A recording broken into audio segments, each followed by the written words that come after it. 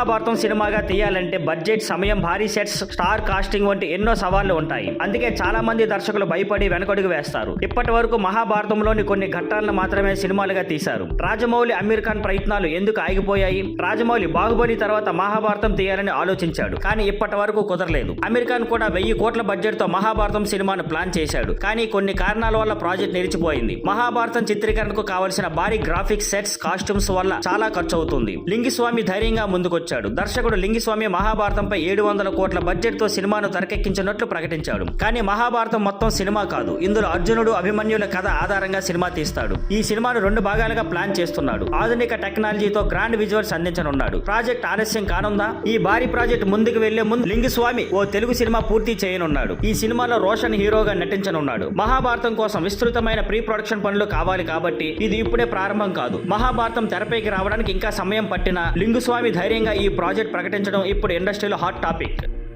Thank you for watching. Please like, share and subscribe.